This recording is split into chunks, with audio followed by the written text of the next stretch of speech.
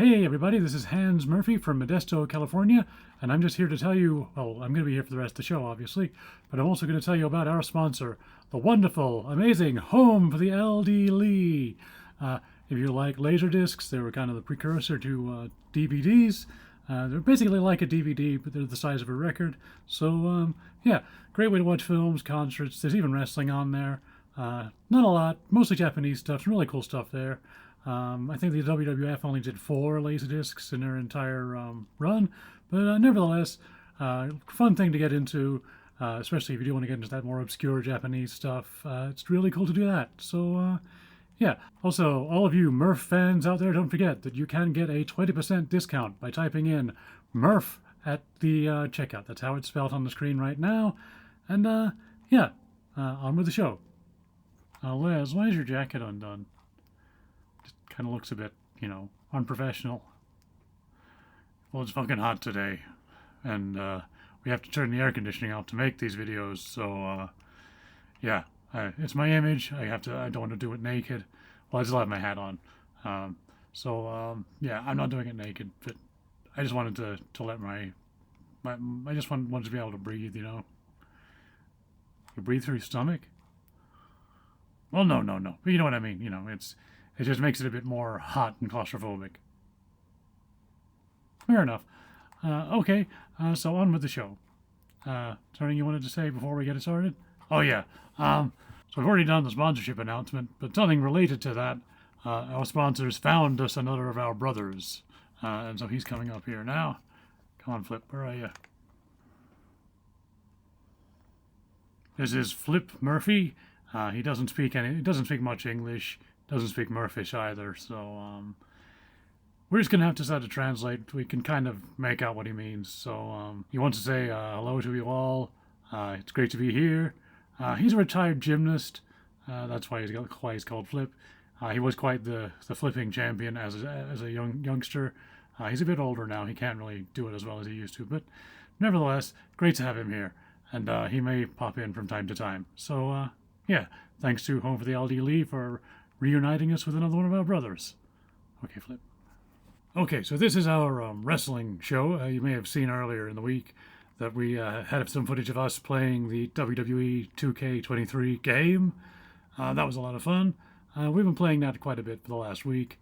Now, our resident wrestling expert is Hans Murphy, who was here earlier, and he's going to do the main review part to this. I'm just kind of here as his kind of sidekick and maybe just to be someone else in the video.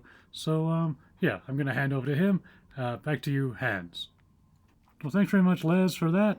And also thank you to Home for the LD Lee for sending Flip over to us. It's great to have him here. He's also American, like Les and I. So we've got 3 of us American Murphs here. That could be our theme song. American Murphs, American Murphs.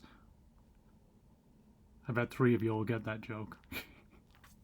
So some of the biggest news in wrestling at the moment is that the WWE are moving all of their content onto the Netflix streaming thingy.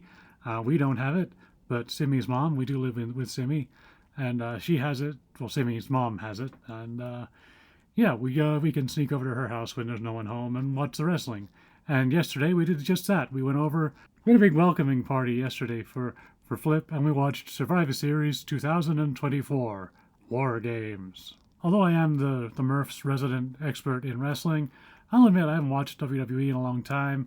I kind of fell out of love with it for a little while there, just because the product was getting a bit stale and a bit boring. And so, yeah, I'd heard some good things, and so I thought I'd give it another go. I kind of grew up on wrestling in the 80s and 90s, so, yeah, by about 2010, it wasn't really doing it for me anymore. I still like watching the old stuff. But nevertheless, I'd heard some great stuff, so I thought I'd give it the new version of WWE a go. And it wasn't that great, wasn't that bad.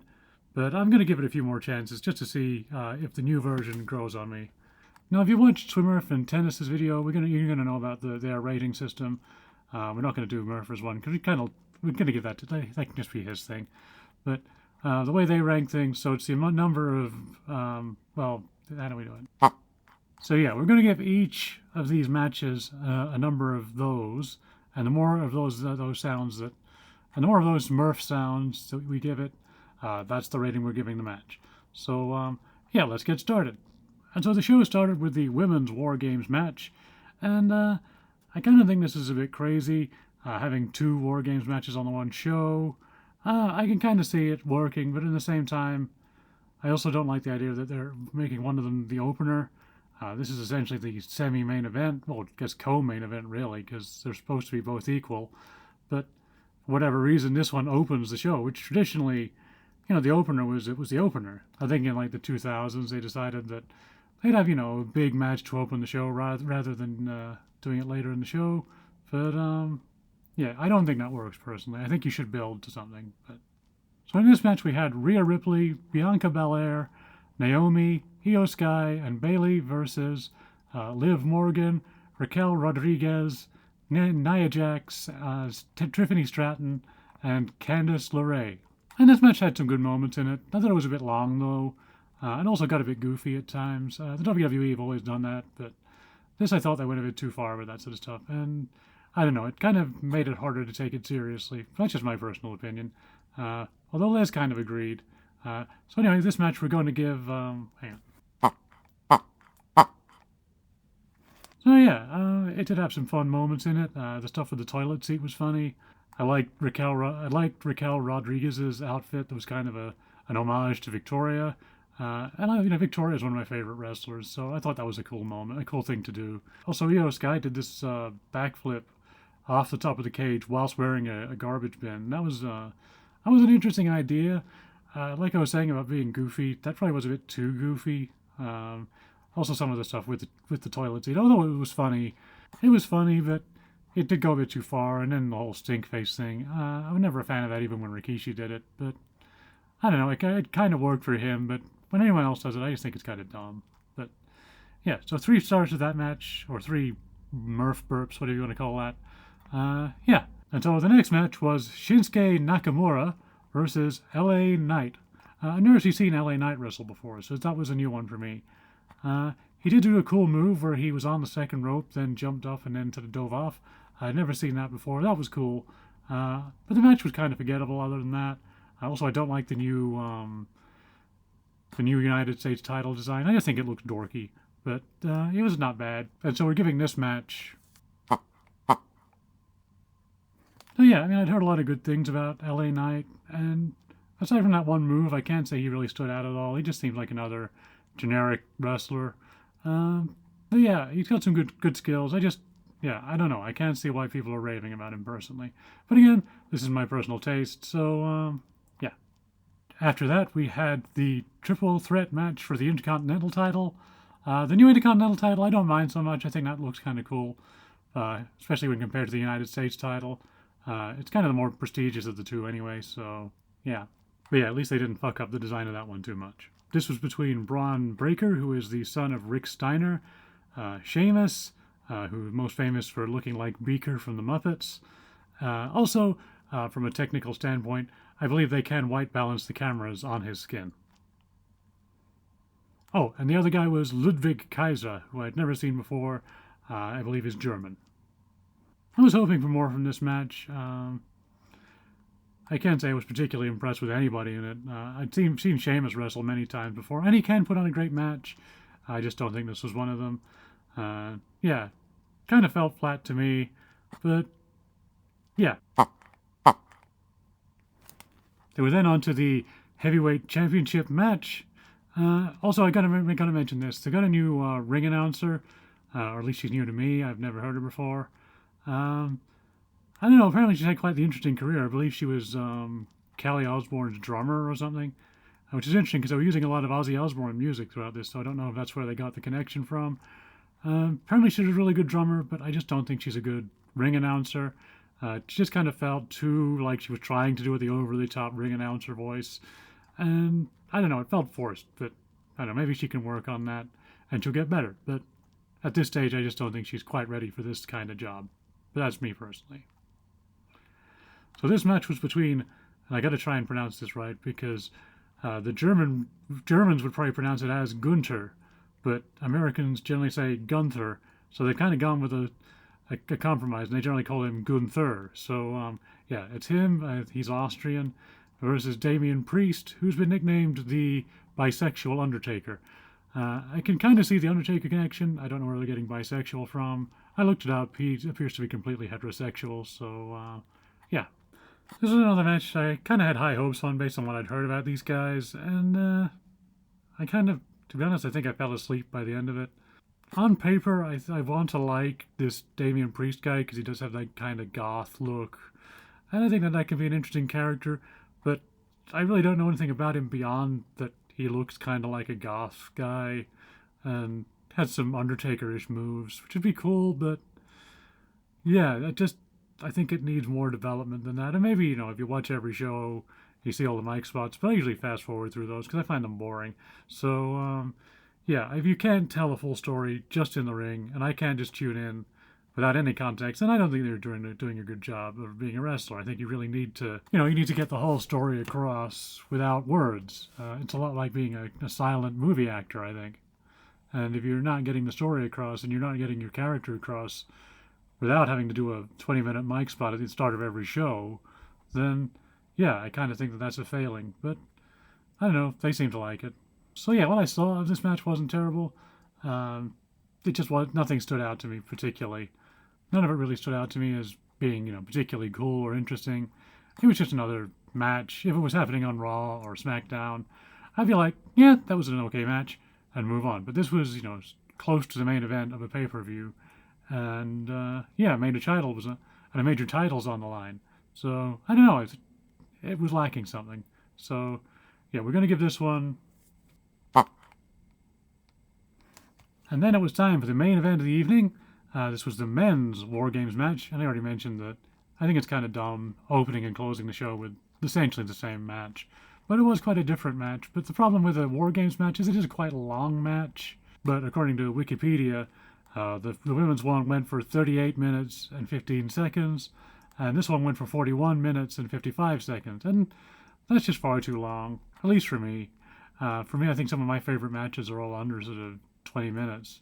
So, yeah, sometimes you can have something that's great that can go for 20, 30, even 40 minutes, but you really need... I don't think you can do it with this sort of situation. Anyway, the two teams were broken up into Roman Reigns, the Uso brothers, Sami Zayn and CM Punk, versus the Bloodline, which is Solo Sikoa, Jacob Fatu, Tama Tonga, and Tonga Loa. Oh, and Bronson Reed. Well, the women's match, I thought, went a bit too goofy. This one probably went too far the other way. It was taking itself too seriously. There's a lot of talent in there, a lot of big names in there, but the big names didn't really get in until like second last entrance. So yeah, I didn't really know who most of the other guys were. I obviously knew who the Usos, and so I basically knew who all of Roman's team was, but the other guys were just sort of there, and they didn't really do anything in this match particularly to impress me. Maybe they will. Like I say, I've only seen them in this one match, so yeah. This is also the first... Oh, he's been back a while. This is the first match I've actually watched of CM Punk since he came back. That's really cool seeing him in the WWE ring again. It just kind of sucks that it was this match, because, I didn't really like this match that much.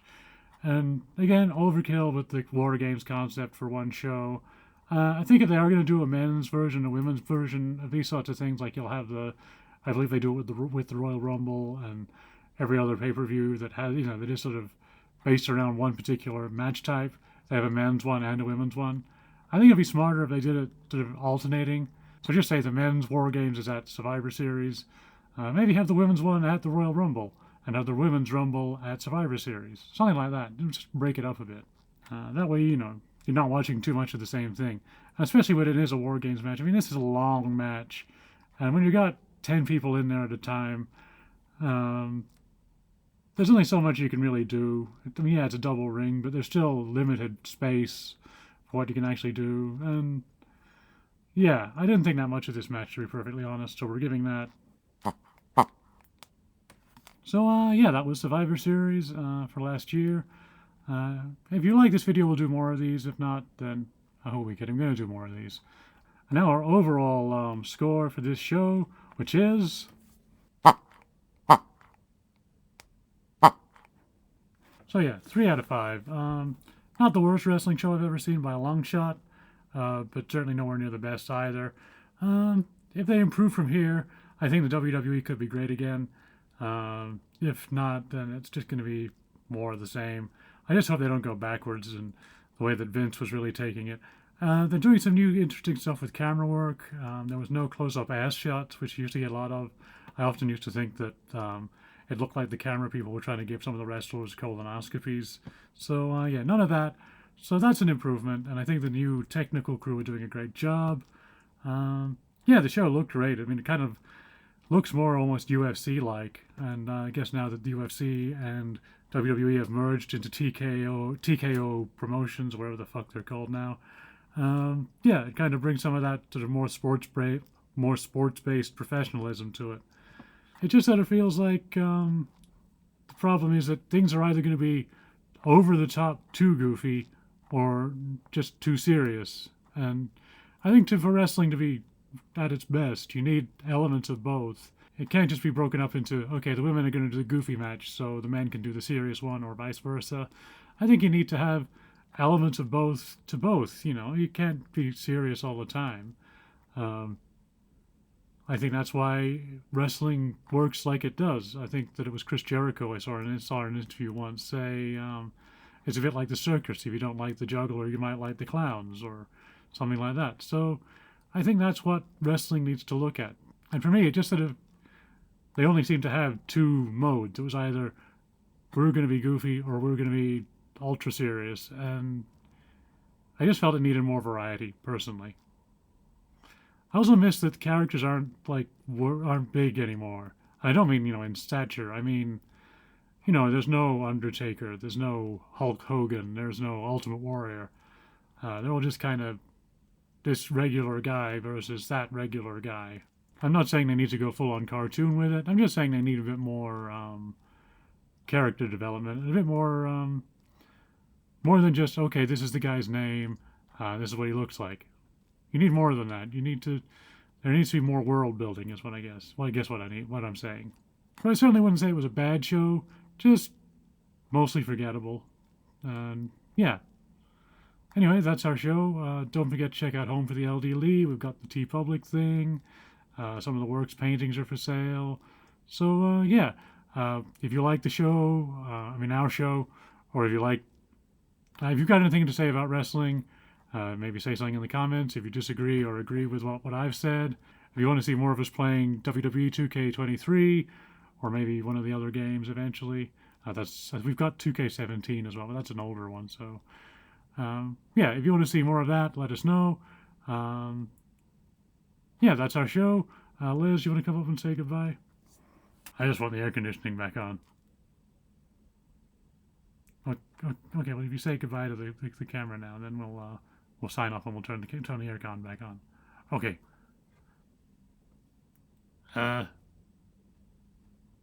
See ya.